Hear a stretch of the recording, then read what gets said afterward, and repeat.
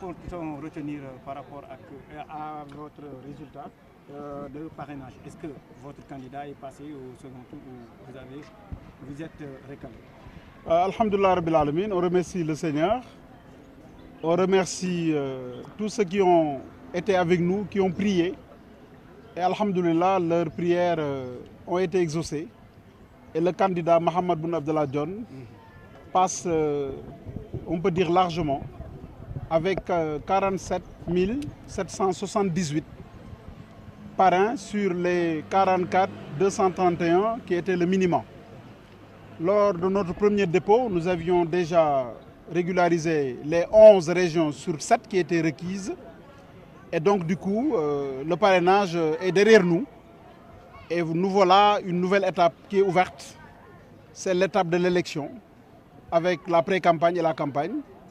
Et au nom de toute la coalition, nous remercions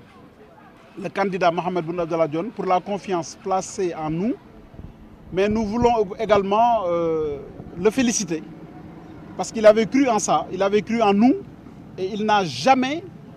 fait naître le moindre doute concernant son passage. Ce qu'on peut révéler aussi, ça montre que ce n'était pas facile et que Mohamed Boun Abdallah Dionne n'est le plan B de personne. Sinon, il serait passé dès le premier tour avec mention très honorable, avec les félicitations même de la commission. Mais on a vraiment trimé pour finalement avoir le résultat aujourd'hui qui n'était pas évident. Donc, encore une fois, c'est suite à un travail très sérieux, malgré les infiltrations du candidat du pouvoir qui est venu rentrer dans notre coalition, démarcher des délégués régionaux pour les déloger et les corrompre, au point d'en réussir 2 sur 14. Un autre qui était avec nous, qui heureusement ne nous a rien servi, qui s'appelle Habib Niang, nous avait remis plus de 5000 parrainages qu'on a mis de côté. Parce qu'après, il a été acheté par le régime actuel. Donc ça prouve que Mohamed Boun Abdallah Dionne, avec tous les gens qui sont autour de lui, ne sont le plan B de personne. On est le plan A et le plan Z de la coalition Dionne 2024.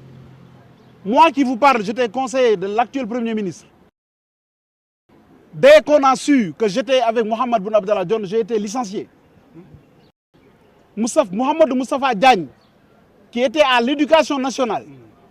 ayant un poste de directeur là-bas, dès qu'il a montré qu'il était avec Mohamed Boun Abdallah Dionne, le lendemain, il a été licencié. Ça prouve tout simplement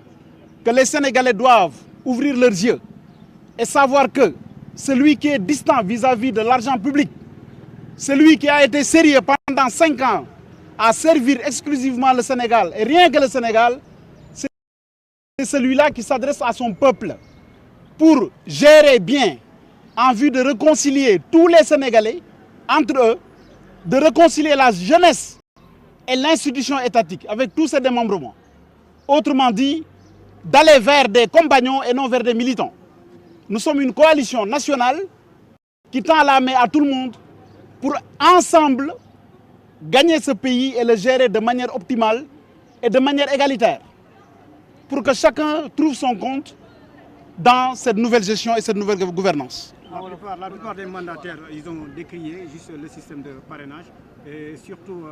ce qui concerne le fichier électoral. Est-ce qu'un sentiment partagé par la coalition Boun Abdallah 2024? Je pense que le sentiment le plus partagé, le mieux partagé de cette période préélectorale, c'est le système de parrainage qui du tout ne tourne pas rond. Tout le monde est unanime là-dessus. Il y a beaucoup de réformes à amener. Des réflexions sont en train d'être menées au sein de notre coalition. Et si Dieu nous donne le pouvoir, les premières réformes qu'on aura à mettre en place, c'est de revoir le système de parrainage. Dans toute sa globalité, on ne peut pas rentrer dans les détails, mais nous le décrions du début à la fin. De la remise des fiches jusqu'à la proclamation définitive des résultats. Merci. waaw kon ñu ngi sant yàlla bu baax man la Mouhamadou Mounirou Sy di coordonnateur national et mandataire national de la coalition Dionne 2024 bu Mohamed Boun Abdallah Dionne ñun jaam rek la ñu woon ñu doon wuti tàllal loxo ñaar yàlla ak askan wi yàlla ci mbaaxam may nañu ba ñu tàllalee ba léegi tëraluñu mënoon na ko def sonal lu bi ñu àndal bi nga xamante ni ñoom ñëpp ku nekk président Mahammed Boun Abdallah Dionne moo la tànn pour nga dem daadaan kàddu askan wi ñu tàllal leen loxo ñoom itam ñu wuyu ñu ba lañ bëggoon ñu am ko ci li yoon wax ni gën ngaa néew da nga ko war a am dem nañ ba romb loolu kon alhamdulilah rabbil alamin Mahammed Boun Abdallah Dionne dina bokk ci candidat yi nga xamante ni ñooy jongante élection yi ñu jëm ci 24 février 25 février 2024 mu nekk nag loo xamante ni day wane ni ñun kenn ngembuñu ci gannaaw am na ñuy ruumandaat di xalaat ni bu dul kii kaa la ñun duñu kii duñu kaa li koy firnde mooy bi ñu wootee sunu coalition bii dañoo ne yoon du yegg day wax rek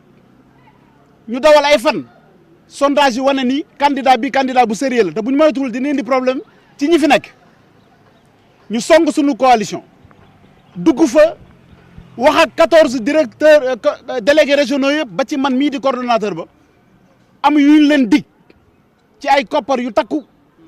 ci ay poste yu wóor ak ci ay suuf yu ñu leen dig ndax ci laa bokk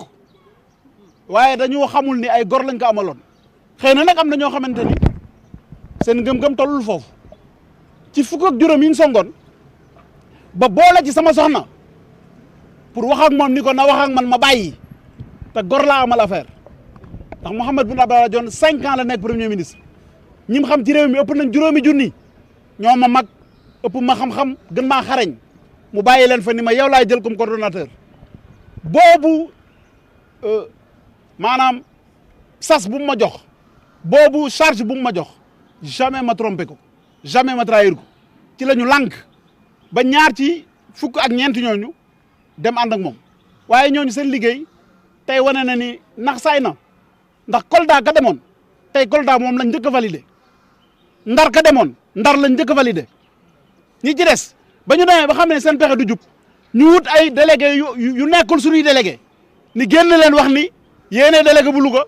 yow yaay délégué bu Tamba te ñooñu duñu suñu délégué def nañ ko pour wax leen ni leen duñu plan B bu doon plan B te bu njëkk ba la ñuy jàll te bu ñu jàlloon dañ naan waxoon nañ leen ko waaye dañ ñoo recalé yóbbu ñu deuxième tour man ba may nekk coordonnateur Mahammed Boun Abdallah Dionne conseiller premier ministre Amadou Ba laa woon bañ ko yëgee jaar fa ñuy jaar pour ma bàyyi la may def ànd ak ñoom ma bañ ñu dàq ma noonu lañ def Mouhamadou Moustapha Diagne bi ne woon éducation nationale kon képp ku jàpp ni lii politique a ci lalu Mahammed Boun Abdallah Dionne plan B la da ngay nax sa bopp amul lii firnde nañu ko ndax deuxième tour bi yombul woon tey ku ne mën nañ laa recalé ndax 93 yi jàlloon yëpp la ñuy jëlaat seen doublon dugal ci biir